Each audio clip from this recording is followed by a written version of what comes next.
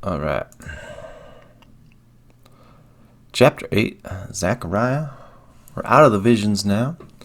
I talked a lot about Gedalia and the fasts. I think those show up either again here or maybe in the next chapter. But I really like this chapter. Try to blow this up. It doesn't want to blow up. There we go. But let's read on here because there's a lot of good prophetic word, but also in context. So, coming peace and prosperity of Zion. And the Lord of hosts came saying, Thus says the Lord of hosts, I am jealous for Zion with great jealousy, and I am jealous for her with great wrath. Thus says the Lord, I have returned to Zion, and will dwell in the midst of Jerusalem, and Jerusalem shall be called the faithful city, and the mountain of the Lord of Jerusalem with each with staff in hand, because of great age. Staff in hand, anyone catch the reference there? I don't know if that's what we're going for, but we're told to eat the Passover meal with our staves in our hands, so a little Exodus theme there. I think that's interesting. Totally lost my place. Where were we? Dwell in Jerusalem, holy mountain. Old men, old women shall sit in the streets of Jerusalem, each with staff in hand, because of great age. And the streets of the city shall be full of boys and girls playing in its streets. Thus says the Lord of hosts, if it is marvelous in the sight of the remnant of this people in those days, should it also be marvelous in my sight, declares the Lord of hosts. Thus says the Lord of hosts, Behold, I will save my people from the east country and from the west country, and I will bring them to dwell in the midst of Jerusalem. So a lot of this exile talk, exiled from the garden, exiled from Jerusalem going east. Now we're seeing a west country, which is interesting. Almost seems a little prophetic, because west of Jerusalem is obviously Ashkelon and the Moabites and Ammonites, but also the Mediterranean Sea and America, if we really want to go that far with it. I will bring them to dwell in the midst of Jerusalem. They shall be my people, and I will be their God in faithfulness and in righteousness. That's a promise, That's a promise to Israel, that he will return them to the land, and that Zion will come down. This has all been temple language, temple talk for all these chapters now, so we definitely got the temple in mind. Pictures of Zerubbabel being the king, Joshua the high priest being the high priest, and almost the Melchizedekian high priest, king priest, these two being connected into one idea. Very picturesque of Jesus reigning as king in New Jerusalem, that he has brought his people to this land, just as he's been promising, not just in this book, but a lot of places. Talk of this return, this promise that he will return us to the land. They're like, well, was that 1948 Israel, or is that even prophetic of just now in context? It seems like there's more that hasn't been fulfilled. I talked about partial fulfillment before. We're seeing a kind of a bigger picture here, a more beautiful picture, full completion of what will take place.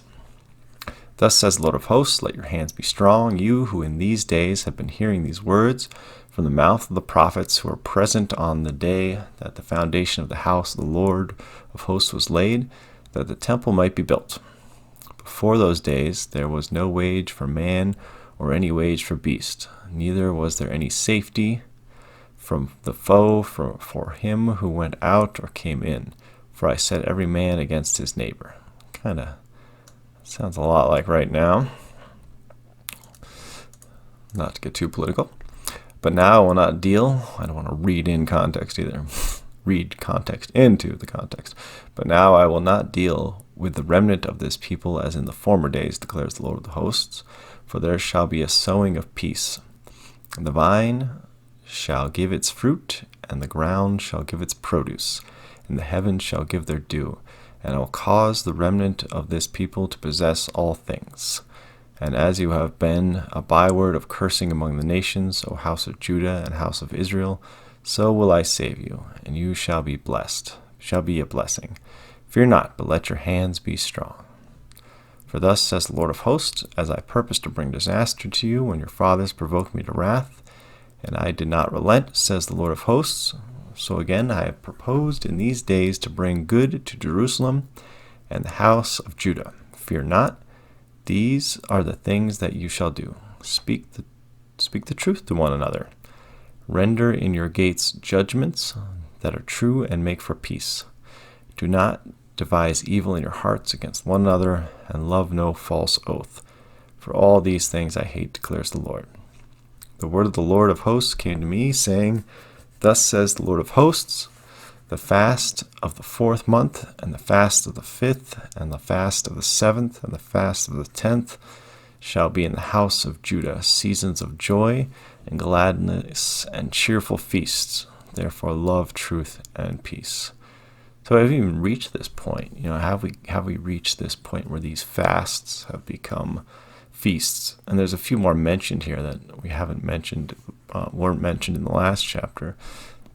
Talked about the fast of the 5th month being the siege, or when Jerusalem fell. 4th month, or the 10th month actually being when it started. The 4th month I think was when Jerusalem fell. 5th month is when the temple was destroyed, and then we have the 7th month, which was the assassination of Gedaliah. So all these are feasts relating to Jerusalem, the fall of Jerusalem, destruction of the temple, and Gedaliah being set up as a righteous governor, which kind of pictures Zerubbabel. He's appointed by Persia, just as Gedaliah was appointed by Babylon. These are rulers that are set up by the nations, but still ordained by God. And you could say anointed if you want to. It gives us the wrong impression when we say that. But we're not to overthrow these rulers. We are to stick to truth. We are to teach truth to one another. We try to judge righteously and do our best in exile. But then again, we are to love our neighbor. Love is the ultimate purpose. Love and protect, but at the same point, not committing acts of treason and war. And we can get a little too crazy with the idea of the Maccabees and what happened at Hanukkah and how that related to what happened with Masada and the destruction of Jerusalem, this zealotry, and even bleeding into Zionism today. And there's good and bad Zionism. It's like this kind of Zionism where we're talking about the Lord's going to come back. He's going to bring back Zion, literally. He's going to bring us back to this new Jerusalem to dwell for 1,000 years, and then eventually the whole earth is going to be healed. That's good type of Zionism. Taking it back by force at whatever means, and whoever has to die, it's okay because the end justifies the means. That's the bad type of Zionism that we need to watch out for. So interesting about those fasts there, becoming feasts, because we know that one day, when the eternal Sabbath comes, all days shall become seasons of joy and gladness. But right now, it's okay to fast and be sad. I think I even said that. I was a bit of a sad boy downer at my Hanukkah celebration, because I said something similar, that it's just, Hanukkah feels like a dark time to me. This whole Christmas period felt like a dark time, and it has been for a few years, even before I came into the realization of the feast days and these set-apart times. It's just something that didn't feel right. And that's okay, because we say, we need to reclaim everything for the Lord. He'll reclaim it. Right now, things do belong to Satan and these other gods, these Elohim, because we have God choosing his land, choosing his people, and the nations are all under different gods. And right now, America is not under God. There's definitely a large remnant of people here, and talks about the remnant who are Israel, the church who are Israel. I just think they have an identity crisis about who they are. But that doesn't make us a Christian nation. Just because there's Christians in a nation doesn't make it a Christian nation. And my wife, who studies histories, will tell you we're modeled after Rome. Was Rome a Christian nation because we had Constantine and all that? No, most people just think, no way. That guy was off his rocker. He was into Mithras, sun worship. He was blending things and kind of like introspective. Let's look at ourselves. We're blending a little bit too. We need to be careful about that. And that can go too far into like this legalism and authoritarianism. We're bringing focus back onto Jesus and focus on the promise, which is the return of the garden, I think is really important. Let's just finish this before I get too lost. But really cool there, and how he comes back to the feasts and reminds us that, hey, we're not there yet. New Jerusalem's not back.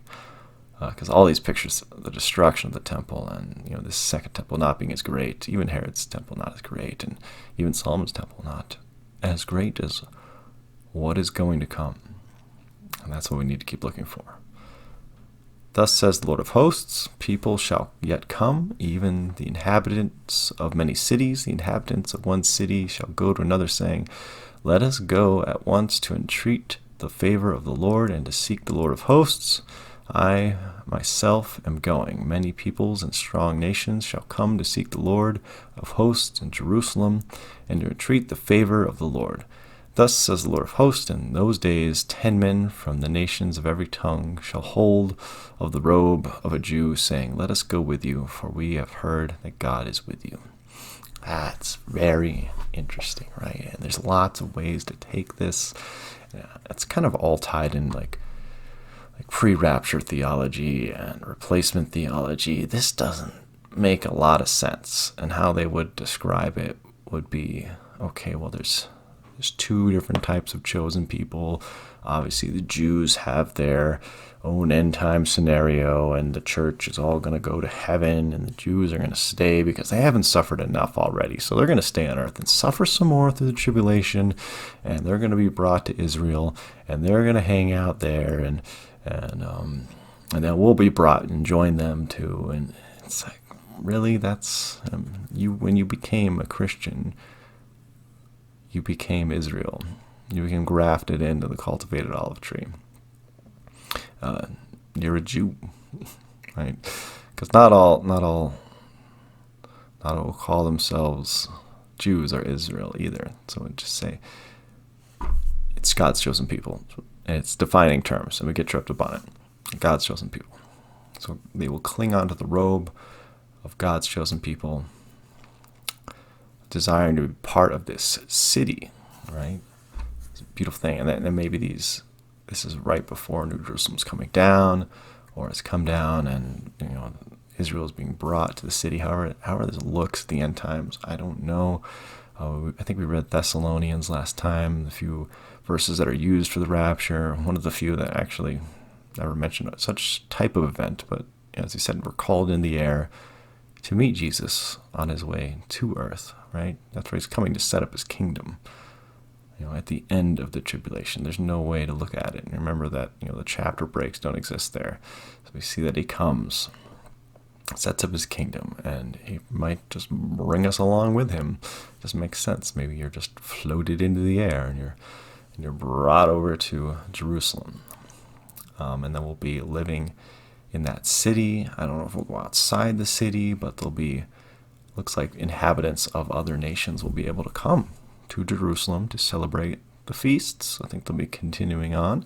Looks like those fast days will be now feasting days because the temple has returned. Essentially, it's literally the Holy of Holies. It's a golden cube.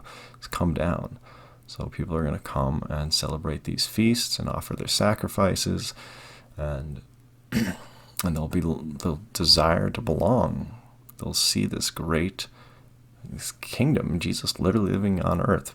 Somehow the devil, after 1,000 years, comes and tricks people. I don't even know how that works after Jesus has been here for 1,000 years and we've seen everything. And there's literally this giant golden cube that you can see from pretty much anywhere. It's going to be higher than the International Space Station's orbit, which is just crazy. What else did I see that was interesting there? But yeah, that's two different ways you want to see it. I feel like my way is just simple. It's less complicated. One chosen people, right? Back to the garden, one chosen people. Adam is a picture of that Melchizedekian king priest. Jesus is the second Adam. He's going to fulfill that role and be the gardener, right? Literally about starting the garden again, going back to what the whole plan ever was, is to dwell in the garden, maintain the garden, and live and be fruitful and multiply. And it's all about the renewing of earth, getting back, and his people. Right? It doesn't have multiple different peoples with multiple different end time scenarios and going up to heaven and going back down to heaven, and whatever meant for heaven. Right? You were called into the air. It doesn't say heaven. Not even the Greek word there.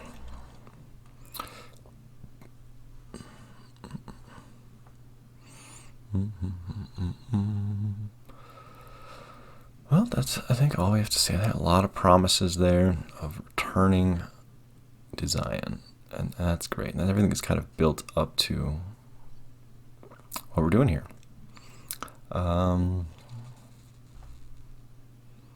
Yeah, Holy Mountain, a picture of the city of Zion coming down. That's why you don't want to go to Jerusalem now, because the city needs to come down. God needs to perform that act, and the land will be wiped out. That's why it kind of says flee to the mountains, and probably partially fulfilled in 70 AD when it's like, when you see the abomination of desolation in the temple, get out of the city. And that was a Shemitah year, and so there wasn't that much food storage left because there was a land rest. So all these people were gathered, and they were gathered for, was it Passover, I believe, right before Passover, one of the pilgrim feast days. So all these people, Jews from all over, Israelites from all over, stuck in the city, warring amongst themselves. Zionism at its worst, killing each other instead of focusing on Rome, right?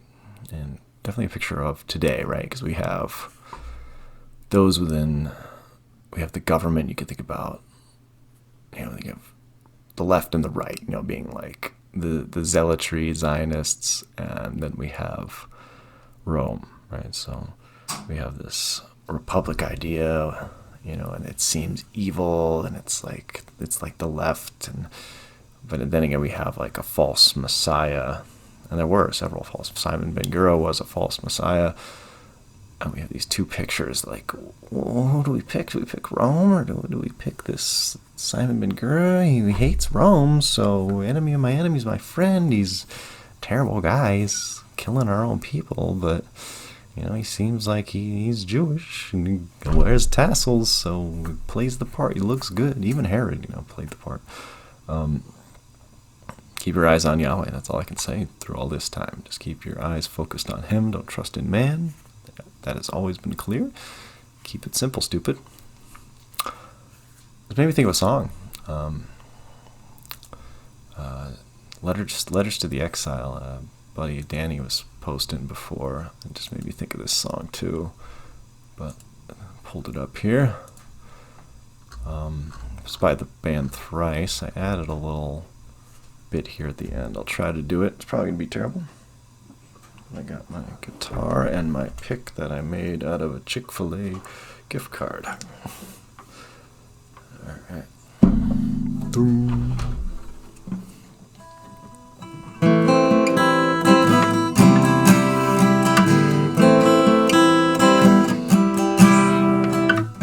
I am an exile, a soldier now. I am a citizen of some other place. All I've seen is but a glimmer in a shadowy mirror, but I know one day we'll see face to face.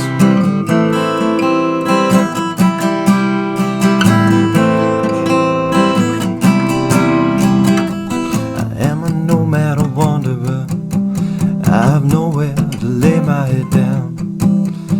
There's no point putting roots too deep when I'm moving on. Now I'm not settling for this unsettling town. The heart is filled with songs of forever. The city that endures when all is made new.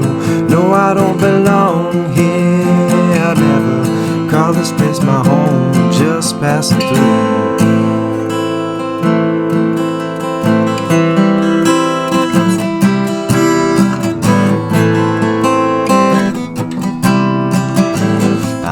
Pilgrim, a voyager. I won't rest until my lips touch the shore of that land I've been longing for as long as I've lived, where there'll be no penalties anymore. My heart is filled with songs of forever, the city that endures when all is made new. No, I don't belong here, I never call this place my home, I'm just passing through. Oh, oh, oh, oh.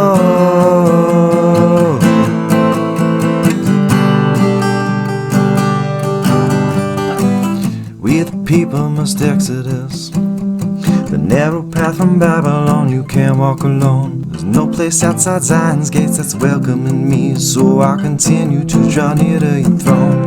My heart is filled with songs of forever, the city that endures when all is made new.